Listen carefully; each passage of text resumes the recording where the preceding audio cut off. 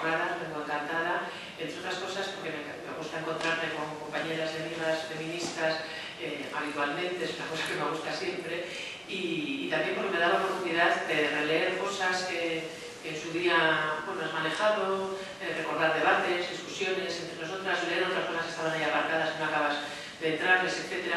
Entonces siempre me parece muy estimulante y os agradezco mucho la invitación. No entro en más detalles y me meto directamente en harina porque la verdad, debo confesaros que yo tenía preparada esta charla en unos términos, pero la tenía más o menos establecida, pero a raíz de esta última semana una serie de debates online, ¿no? en Facebook, en Twitter, etc., sobre algunas cuestiones que luego os comentaré, pues me ha hecho que, en fin, me dio el siroco el otro día y la reorganicé un poco y espero que encajen bien todas las piezas, porque creo que lo que al final he decidido contaros tiene más interés.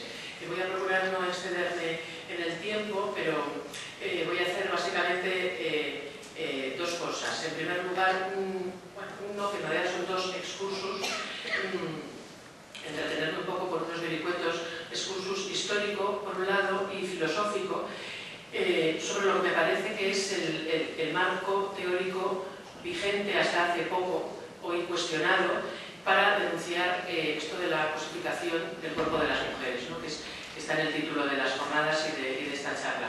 Y después de hacer eso quiero, esto será digamos el grueso de la charla, quiero plantear algunos debates actuales entre feministas que me parece que tienen interés. Bueno, pues entonces, cuerpos cosificados y libertad de elección. Yo creo que plantear, esta es una foto, bueno, me voy a apoyar en algunas fotos porque como me pidieron que hablara un rato bastante largo, me parece que es bastante pesado en general, no escuchar más allá de 20 minutos seguidos a nadie, entonces como voy a hablar más de 20 minutos, pues me apoyaré en algunas fotos de estas.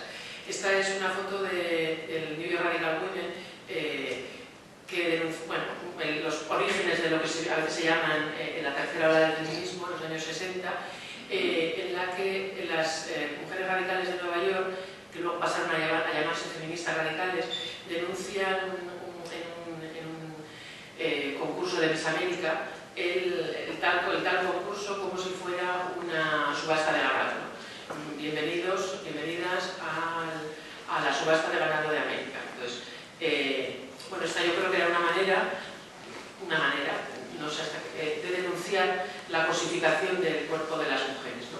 No he encontrado un publivía muy parecido a este de que en la Gran Vía de Bilbao había una foto, no era exactamente esta, era una mujer tumbada que decía toda tú eres un culito, y las mujeres de la Asamblea de Mujeres de Vizcaya pusimos con una pintada que no somos culos, somos mujeres, ¿no? Yo creo que plantear desde el feminismo la cosificación del cuerpo de las mujeres como algo a denunciar parece una cosa obvia.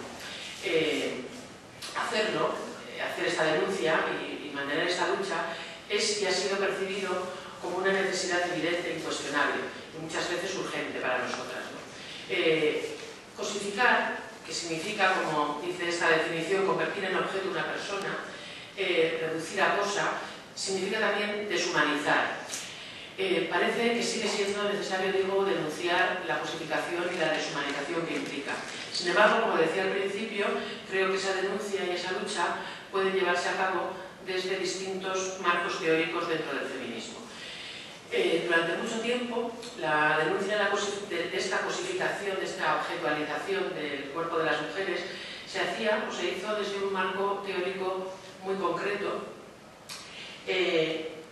aunque muchas veces muchas compañeras feministas, ¿no?, del gremio de la filosofía, como es mi gremio, pues lo hacíamos o se hacía de una manera más inadvertida, ¿no?, sin tener ese marco teórico tan explícito, digamos. Y este marco teórico es un marco compartido de sentido, digamos, ¿no? Compartido por las feministas y por el resto de la sociedad no feminista o muchas veces antifeminista. Quiero decir, denunciar algo solo es viable y solo tiene sentido desde marcos de sentido compartidos. Imaginemos, no sé, denunciar la tortura. Tiene sentido denunciar la tortura en un contexto en el que se da, la tortura existe, pero no se puede reivindicar como tal. Entonces la denuncia consiste en decir, se ha torturado Entonces el Estado acusado de tal, o el cuerpo policial acusado de tal, dirá, no, no se ha torturado. Y ahí estará el debate. No tendría sentido en la Edad Media acusar a la Inquisición de torturar, porque contestaría sin ninguna ironía, sí, claro, ya lo ponen el Maleo Maleficat, ¿no? El martillo de brujas. Sí, sí, practicamos el tortura a las brujas porque es la manera de ayudarlas a que confiesen. Es decir, la única manera en la que tiene sentido denunciar algo como la tortura es desde una sensibilidad, un marco teórico, si queréis, compartida, que no acepta la tortura, aunque de hecho exista. Los marcos de sentido compartidos desde los cuales denunciábamos la cosificación de las mujeres, digo que están hoy en cuestión dentro y fuera del feminismo. Es decir, están dejando de ser compartidos. Estamos en un momento, creo yo, de redefinición de consensos éticos y políticos. El marco de sentido compartido al que me refiero creo que puede nombrarse con una palabra que la querría desligar de todas sus connotaciones naif o piadosas, ¿no? Que es el humanismo.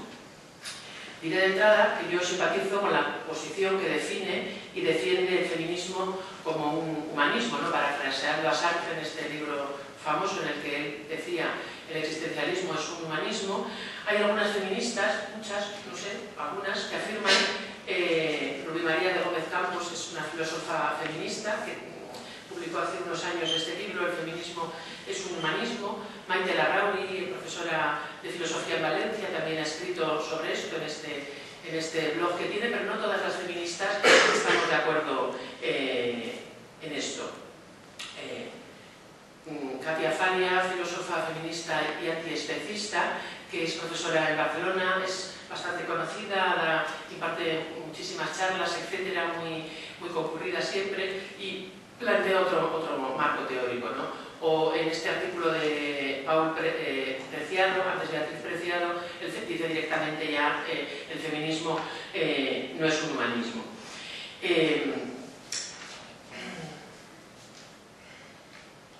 Es un lugar común, todo el mundo sabe que el feminismo es plural y hay muchísimas corrientes feministas que discuten entre sí y que no analizamos la realidad de la misma manera, ¿no?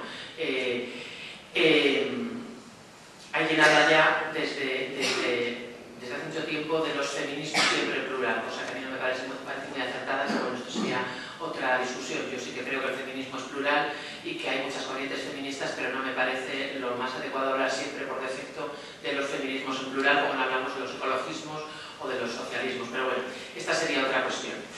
El humanismo, entonces, por tanto, ¿no? Yo querría defender que el humanismo sigue siendo el marco teórico y la sensibilidad adecuada desde la cual denunciar la cosificación de las mujeres, y que, claro, no puede ser un humanismo como el del Renacimiento, tiene que ser un humanismo ajustado a la altura de los tiempos, como se suele decir, pero humanismo al fin y al cabo, ¿no? Y como decía antes, un humanismo como postura filosófica que tampoco debería confundirse con un humanitarismo buenista, naif y viva la gente, digamos, ¿no? Sería otra cosa. El humanismo como postura filosófica aparece, como es sabido, en Europa con el Renacimiento. Voy a hacer un pequeño excursus histórico, a ver si no me enrollo mucho, pero sí que creo que es necesario repasar un poco de dónde vienen las cosas para poder entenderlas, ¿no? Como decía Nietzsche, lo que tiene historia no tiene definición y la única manera de entender algunas cosas es remitirse a su historia. Una cosa que espero que sea breve. Los humanistas, y es un masculino que no es genérico, obviamente, los humanistas renacentistas ponen las bases del despliegue de la sociedad secular. Es decir, bueno, secular es un término religioso, por cierto, pero es el término religioso para nombrar lo no religioso. Y la sociedad secular, esa sociedad que irá emergiendo en Europa a partir del siglo XVI, que va a ir siendo cada vez más independiente de las órdenes religiosas. Sociedad que irá alejándose paulatinamente de los presupuestos teocéntricos y teocráticos medievales y que los criticará con un gusto indisimulado en muchas ocasiones, ¿no? Pensemos en el Decamerón de Boccaccio y otros precursores. La fisura, digamos, la grieta entre lo secular y lo religioso será cada vez más grande. Y el Renacimiento retomará el dictum clásico de Protágoras, aquello de que el hombre es la medida de todas las cosas, el hombre es la medida de todas las cosas, ¿no? Este es uno de los ejemplo, el hombre de Vitruvio de Leonardo da Vinci, que viene a ejemplificar esta imagen de que el hombre, a veces entendido ser humano, pero generalmente aplicado hombre, el varón, es el centro de la reflexión filosófica y de la cultura en ese momento, ¿no? El ser humano o el hombre en el centro de atención frente a la sociedad teocrática y teocéntrica que tenía en el centro a Dios y la religión. Recordemos que antes del Renacimiento, durante 1000 años, digamos, las sociedades europeas han sido sociedades teocráticas y teocéntricas en las que no se distingue Iglesia de Estado, pecado de delito, ¿no? Son sociedades en las que lo que está bien y lo que está mal, cómo debemos comportarnos, la explicación última de la realidad, de la realidad natural y social, de por qué nos organizamos de una manera o de otra, son siempre, se remiten a explicaciones religiosas, es decir, basadas en la fe, no hay ningún análisis racional. Esto fue así durante 1000 años, ¿no? La imagen del Pantocrátor, o como se decía en Occidente, la majestad de Cristo, en tantas iglesias y en tantos lugares lo señala muy bien, ¿no? Aquí la de San Clemente de Tahuil de Lleida, que es tan bonita. Es decir, la explicación última de lo que ocurre y de por qué ocurre, del deber, como digo, y de la organización social, entonces, en manos de los que interpretan las escrituras sagradas, de los clérigos.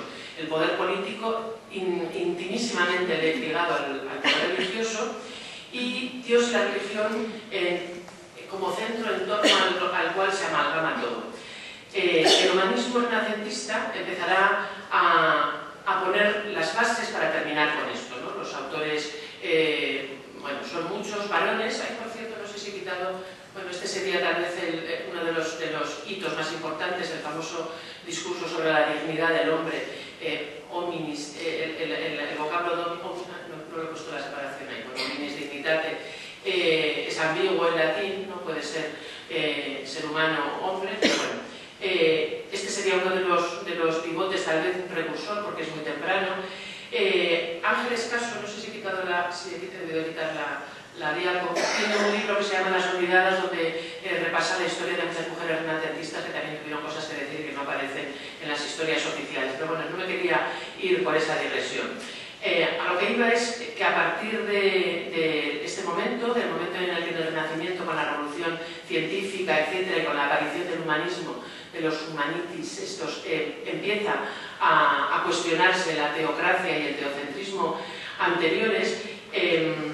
A partir de ese momento, en este pequeño esquema, lo que he querido poner de manifiesto es que se darán incesantemente, ya se habían dado antes, ¿no? Desde el nacimiento en Grecia de la filosofía occidental y de las explicaciones racionales que pretendían superar a las explicaciones mitológicas, ya se había dado, digamos, esta lucha. Esto es una manera un poco elemental de contarlo, ¿no? Entre la línea gruesa sería la legitimación racional, digamos, la legitimación de lo social y la explicación racional, de la cual surge el humanismo después, versus frente a la otra línea que sería la legitimación mítico-religiosa, ¿no? Como veis, son líneas que cuando si no tengo aquí cursor, sí, en esta línea de aquí, la de las X, mediríamos el tiempo, Grecia, Roma, he puesto un poco así, a huevo, Renacimiento, Reforma, Ilustración, el pasado hacia adelante, y en esta otra línea mediríamos la importancia, la prioridad que tiene socialmente una cosa u otra, ¿no? Son contrarias. Cuando la legitimación racional está arriba, digamos, está en sus peores horas, más baja, perdón, la legitimación religiosa. Cuando el poder eclesiástico está en horas altas, en fin, ¿no? Claro que si esto le pusiéramos un zoom y pudiéramos ver el detalle, sería mucho más complejo, más complicado, más complejo, y habría muchos más tipos, ¿no? Pero efectivamente, a partir de este momento del Renacimiento, que es donde me estaba situando yo antes, las luchas por la hegemonía entre lo religioso y lo secular serán incesantes. Ninguna de las dos desaparecerá nunca del todo, pero sí que en algunos momentos la dominará una o dominará la otra, ¿no? En unos momentos las explicaciones últimas y las legitimaciones del poder político, serán trascendentes y religiosas, y en otros momentos, la Ilustración es un momento clave en ese sentido, todas las explicaciones también de lo natural, lo social, lo moral, serán seculares, digamos, más racionalistas y más humanistas. Bueno, entonces el Renacimiento, la Reforma, después vendrá la Contrarreforma. Quería pararme un segundo nada más en las guerras de religión. Tengo un par de fotos aquí al respecto, un par de diapositivas. Las guerras de religión, que son unas guerras de una crueldad inusitada en Europa. Aquí tenemos la matanza de San Bartolomé, que tiene lugar en 1572. Este otro grabado se llama Las miserias de la guerra, es un grabador, ¿cómo se dice? Grabador, grabador. Hacía grabados que fueron luego inspiración para la serie de los desastres de la guerra de Goya. Como veis aquí hay una cantidad de infelices colgados de un árbol, les están confesando. Aquí sube un clérigo y les enseña la cruz, porque les van a ejecutar en nombre de Dios. Fijaros que eran guerras entre confesiones cristianas, ¿no? Las guerras de religión en Europa fueron, según se cuenta en las crónicas, impresionantemente crueles. De ella surgió precisamente el concepto de tolerancia tan vinculado al humanismo, ¿no? La tolerancia como una especie de silbato de un momento, vamos a parar esto. No deberíamos de empezar a pensar en que es posible convivir en la misma civitas, en la misma ciudad, sin tener las mismas creencias exactamente. Bueno, ¿por qué dices? ¿Qué barbaridad es esta? Bueno, esto que era una locura es para nosotras ahora el punto de partida, ¿no? Nadie, cuando le pregunta si prefiere tener amigos y amigas tolerantes o intolerantes, contesta que intolerantes, ¿no? Bueno, pues esta obviedad no lo era tanto en aquel momento. Después llega la Ilustración. La Ilustración, que es un momento en el que todo ese proceso secularizador de desprenderse de lo religioso que ha empezado en el Renacimiento llega a uno de sus cumbres, o intenta por lo menos la Ilustración terminar y abundar en algunas de aquellas tareas. A veces lo consigue y a veces no. Por cierto, que aunque siempre hubo mujeres que se rebelaron en contra de la situación en la que se encontraban por el hecho de ser mujeres, siempre las hubo. El feminismo como movimiento social articulado políticamente y teóricamente, ¿no? Y como acción colectiva concertada, aparece. Yo soy de la opinión, no sé si esto está discutido en el feminismo ahora mismo, pero yo suscribo la opinión que dice que aparece con la Ilustración, la filosofía de la Ilustración y la Revolución Francesa, ¿no? Que sería en la historia lo concomitante a la Ilustración. Bueno, sin detenerme ya mucho más en estas pinceladas históricas, solamente quería recordar que en el siglo siguiente a la Ilustración, que es el XVIII, Nietzsche, que es muy visionario para muchas cosas, ya verá que el socialismo con el que a él le toca convivir y el sufragismo, el feminismo con el que él convive, son dos formas de humanismo. Él, que detesta a los clérigos y a las legitimaciones religiosas, etc., aborrecerá también de los tres, del humanismo, del socialismo y del feminismo.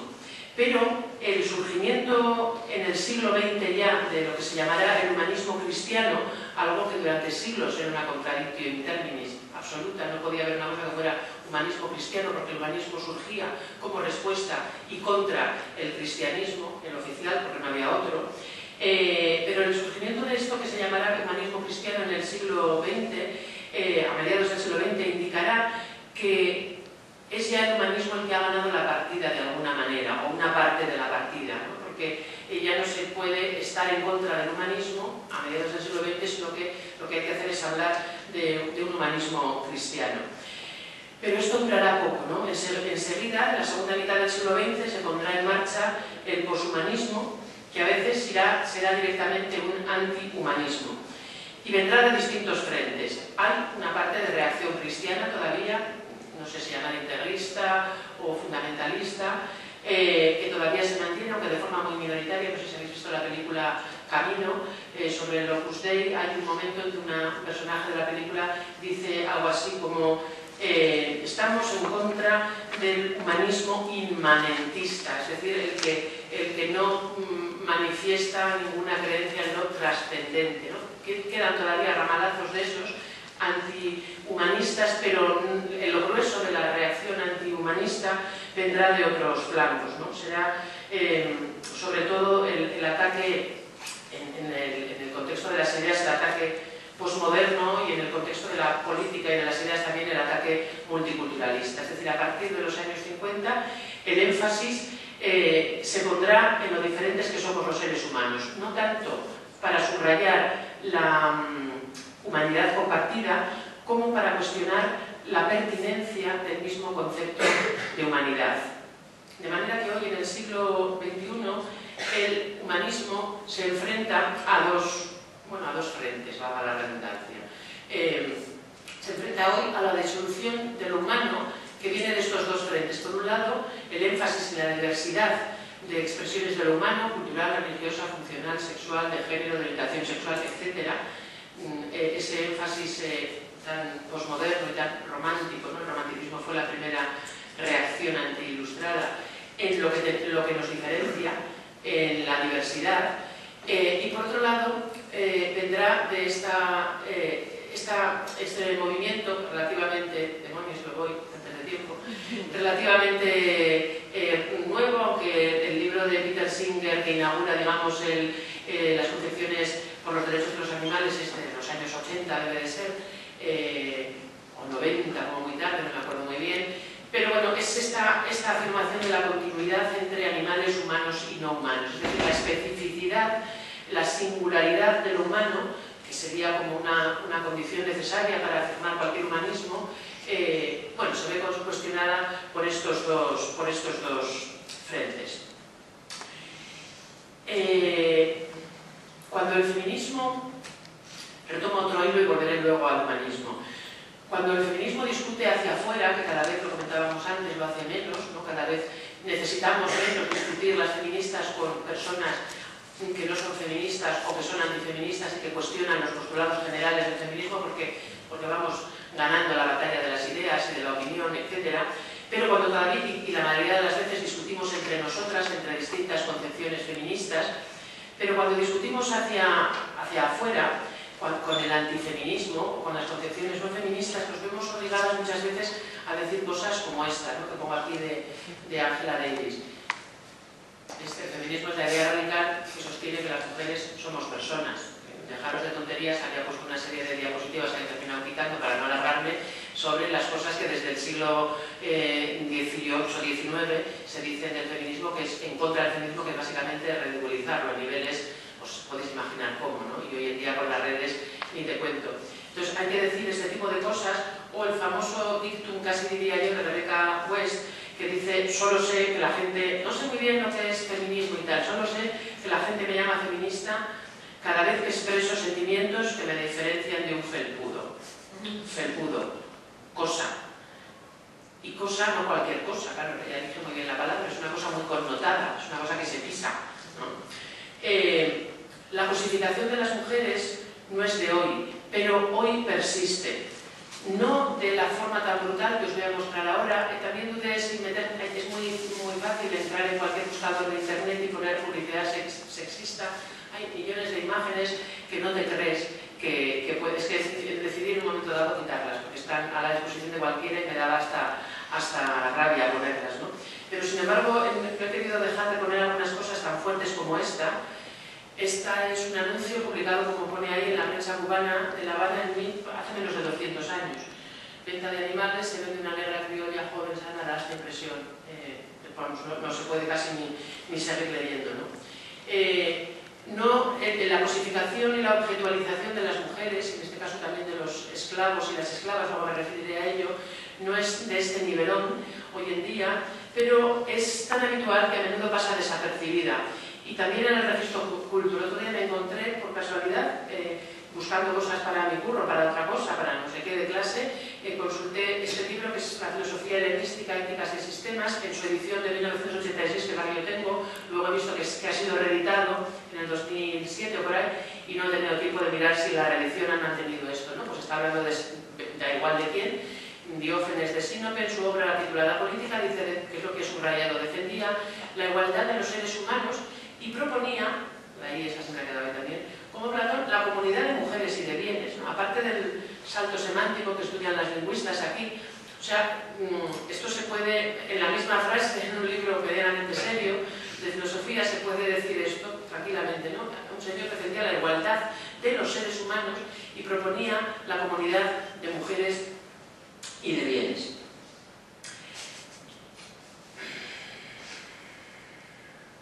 Pasa desapercibida.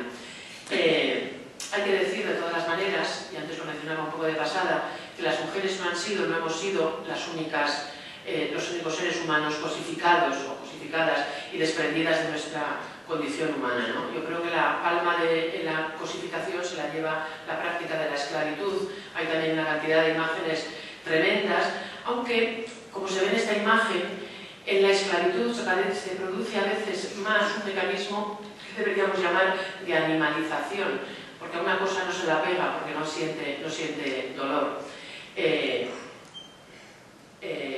La animalización, que tiene estas dos acepciones, la segunda no nos interesa porque es una figura literaria de embrutecimiento o privación en alto grado del uso de la razón, que sería lo que desde la Ilustración acá ha definido a los seres humanos. ¿Cómo hemos podido concebir, a ver si me explico bien la pregunta que quiero hacerme y hacerlos? ¿Cómo hemos concebido como malas, como inaceptables, tanto la animalización como la cosificación de seres humanos? Es decir, no quiero preguntar por qué lo hemos hecho, sino cómo lo hemos hecho, con qué mimbres, diciendo qué cosas. Y yo creo que ahí la clave la da la filosofía ilustrada y Kant, que es un filósofo relativamente poco reivindicado, que yo no pretendo ya reivindicar, no, en el campo de la filosofía por lo menos casi nada, pero que sí que pretendía ahora incrustar aquí un pequeño excursus ahora filosófico sobre qué propone Kant para ayudarnos a pensar en la cuestión de la cosificación.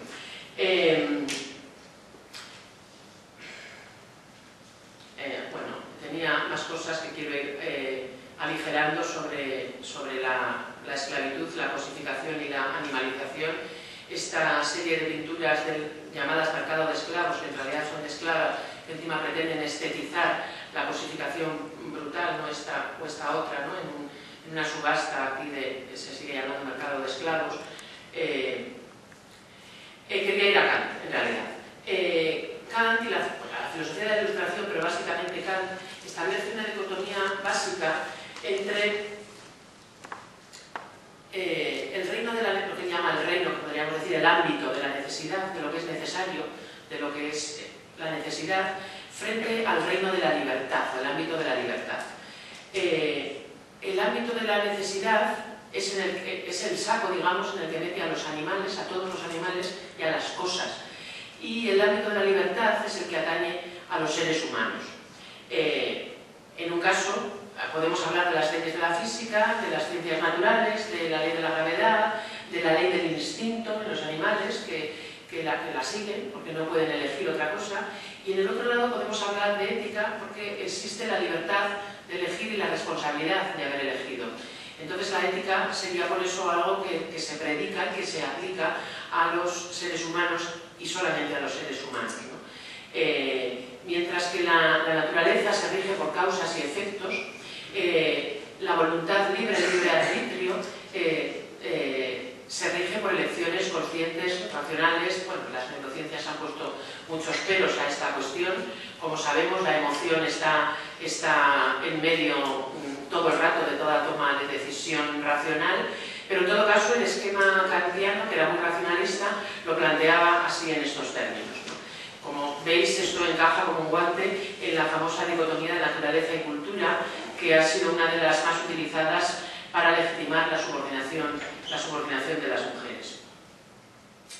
El famoso imperativo, el imperativo categórico de Kant, dice lo siguiente, dice, obra, o sea, en la ética de Kant, digamos, se puede resumir en esta frase, obra de tal modo que la humanidad en tu persona y en la de los demás sea siempre un fin y nunca un medio. Es decir, trata siempre a las demás personas como fines y nunca como medios. Esto es una cosa que yo creo que por poco kantianas que seamos o por poco ilustradas que seamos, todas de alguna manera compartimos. Entendemos que usar utilizar, instrumentalizar, es algo que se hace con las cosas, con los instrumentos, con las herramientas, con los útiles, que son medios para algo y no son un fin en sí mismo. Es decir, Kant está diciendo no utilices, no uses a las personas. En esta perspectiva ilustrada, antropocéntrica totalmente, los animales sí pueden ser usados. En las sociedades rurales son usados como animales de carga, en las sociedades más urbanizadas como animales de compañía, las plantas por supuesto. Es decir, a estos efectos son cosas que pueden ser usadas, no las personas. Nadie podría decir con regocijo una frase como me han utilizado. Ay, me han utilizado, qué bien, no tiene sentido. Me han utilizado es siempre una denuncia, ¿no? O cuando decimos que los nazis llevaban a los judíos y a otras personas que deportaban a los campos de exterminio en aquellos trenes como ganado, como animales, estamos haciendo una... No estamos diciendo no estamos diciendo, como podría objetar algún defensor o alguna defensora de los derechos de los animales, que al ganado se le deba de tratar como se trata al ganado. De hecho, estamos diciendo otra cosa, creo yo. Las mujeres han sido puestas del lado de la naturaleza y han sido cosificadas de muchas maneras. Y ya digo que no he querido traer imágenes al respecto porque las encontráis con suma facilidad. Como objeto sexual para satisfacer a varones heterosexuales, como reclamo publicitario, como objeto de transacción en los pactos entre varones, como campo donde se dirime la honra de los varones, sean padres, novios, maridos, hermanos, tíos, primos, cuñados, como máquina reproductiva para dar hijos al varón. Pensemos que ser tratado como objeto implica despojar a esa persona de la condición de sujeto de derecho, ¿no? Acordémonos de que en el franquismo, es decir, antes de ayer, en términos históricos, las mujeres no éramos reconocidas como sujetos de derechos. Abundando un poquito más en la perspectiva kantiana, pensemos en que las cosas, dirá Kant, las que están en este lado, en el lado de la naturaleza, son intercambiables. Puedes cambiar una por otra en el trueque, y en las sociedades de mercado son intercambiables por un precio. En cambio, los seres humanos no son intercambiables porque tienen valor, no tienen precio, ¿no? Acordémonos de Machado, aquello de todo necio confunde valor y precio. Al valor, Kant también lo llamará dignidad. Es decir, el ser humano tiene valor, tiene dignidad y tiene la capacidad de reconocer el valor y la dignidad en otros seres humanos. De manera que, como digo, Kant pone a un lado a todos los seres humanos. Bueno, en esta diapositiva, como veis, quería poner de manifiesto esta cuestión del precio, ¿no? Esto es un mapa también que me he encontrado buscando para el trabajo, en el que se ven las colonias que tenía Grecia en esas fechas en el Mediterráneo y cómo comerciaba con todas estas cosas y también con esclavos, que era una práctica bastante habitual en la antigüedad. Y a lo que iba entonces ahora es a esta idea de que la Ilustración, y Kant particularmente, pone de un lado a las personas, establece aquí el corte, ¿no? Y del otro lado los animales, las plantas y las cosas inertes, ¿no? Hoy en día la perspectiva animalista está trastocando este esquema y está planteándola en estos términos, ¿no? Pone de un lado a las animales y a las personas, porque normalmente inspirándose en Bentham, en algunos filósofos decimonónicos, etc., se pone el énfasis en la capacidad de sentir y específicamente la capacidad de sentir dolor y placer. Y entonces el esquema se ha trastocado en estos términos y bueno, cabe pensar que hay algunos planteamientos que todavía lo llevan más allá, porque no sabemos si las plantas, bueno, hasta dónde, bueno, el respeto a los seres vivos en general, esto todavía es muy minoritario, mucho menos que el animalismo, pero hay algunos planteamientos en este sentido. Yo entiendo que la perspectiva animalista tiene, digamos, de su lado el beneficio de la duda, el aire de los tiempos. Yo creo que esto se podría explicar en términos orteguianos, ¿no? Ortega y Gasset distinguía entre, bueno, no me voy a meter en ese berenjenal, pero creo que tiene muchas posibilidades de ser un discurso muy exitoso, el discurso pro derechos de los animales, Yo simpatizo más todavía con el discurso humanista, que pone el énfasis en que sujetos de derechos deben de ser no solamente los seres humanos, aunque reconozco que hay muchas aportaciones del animalismo que puntualizan y mejoran mucho ese humanismo, o sea, le quitan antropocentrismo, básicamente, ¿no? Yo creo que el humanismo ha adolecido de antropocentrismo y que ciertamente a los animales debemos tratarles con una consideración que no siempre se les ha tratado, pero no estoy de acuerdo con trasladar el concepto de sujeto de derechos hacia los animales. Pero bueno, esto es una discusión abierta. Entre los animales también hay que distinguir grados, etcétera, y la discusión está abierta. Esto eran un poco los dos excursos que yo os quería contar de dónde me parece que vienen a mí poner de manifiesto el marco de sentido compartido, en el que yo decía que cobra sentido el denunciar la cosificación. Y querría apuntar ahora ya, para ir terminando, solamente dos problemas que me parece a mí que nos trae esta puesta en cuestión, ¿no? este debate abierto sobre si el humanismo sigue teniendo sentido o está ya caduco y hay que reemplazarlo por otra cosa. El primer problema me voy a referir a él muy sumariamente, lo voy a dejar encima de la mesa y no voy a decir nada más de él, ¿no? Pero tiene que ver con la reivindicación feminista del derecho al aborto, el derecho a la interrupción voluntaria del embarazo, mi cuerpo es mío, etc. Yo he sido de la opinión desde hace tiempo que las feministas tenemos que discutir con toda una rama de la filosofía, que es de las pocas que tengo yo un poco que está un poquito en boga, que es precisamente la bioética, y en los comités y en los congresos y en las revistas y en la bioética en general se discuten muchas cosas, y yo a veces con las compañeras y las amigas feministas he discutido un poco porque hay algunas de la opinión de que no tenemos que ir a esos sitios, nosotras tenemos que decir nuestro discurso, explicarlo, no tenemos que ir a discutir a esos sitios en los que hay supuestos expertos, científicos, científicas, clérigos, etc. Yo creo que sí, que hay que discutir con donde está la discusión y que hay que ir allí.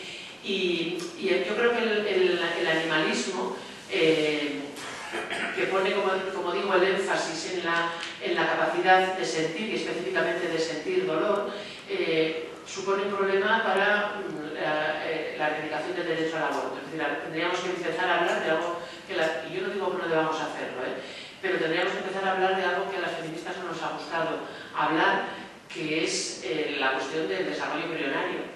¿A partir de qué momento? ¿En qué momento? Que no es lo mismo un embrión que un feto, no es lo mismo un feto de tantas semanas que de tal.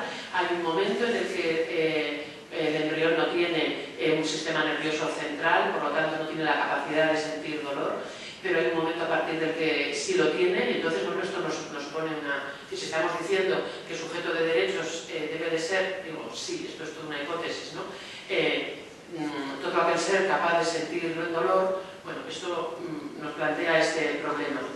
Y luego otro problema que es más clásico en la historia de la filosofía, en la historia del pensamiento, y clásico para nosotras, para las feministas, ¿no? Que es esta cuestión de si el sujeto humano, libre y soberano, fijaros que en la diapo está, a lo que íbamos es que este es el reino de la libertad y este es el reino de la necesidad, de las cosas que caen por su propio peso, que no pueden más que hacer lo que hacen, más que ser lo que son. Son conceptos absolutamente contrapuestos. Y la pregunta la hacía Lavoisier en el siglo XVI, ¿no? cuando escribió el discurso sobre la servidumbre voluntaria. ¿Es posible que el sujeto libre, soberano, que elige razonadamente, más o menos razonadamente y responsablemente, que se mueve no tanto por causas como ocurre en la naturaleza, sino más por razones? ¿Es posible que ese sujeto elija libremente convertirse en esclavo, convertirse en cosa, cosificarse? Fijaros la imagen que habéis traído a las jornadas. Yo diría que la habéis elegido para denunciar la cosificación de las mujeres, pero no lo sé, vosotras nos lo diréis. ¿No podría ser también la imagen de un taller sobre técnicas de montaje o técnicas de SM? Las prácticas de montaje y de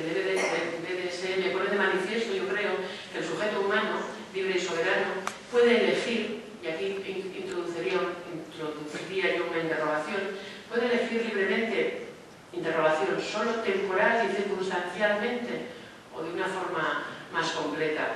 Puede elegir convertirse en un objeto o en una cosa, o en un esclavo. No sé si deberíamos de diferenciar entre jugar a ser un esclavo o ser un esclavo o una esclava. Es decir, una esclava, un esclavo, un ser humano animalizado o cosificado.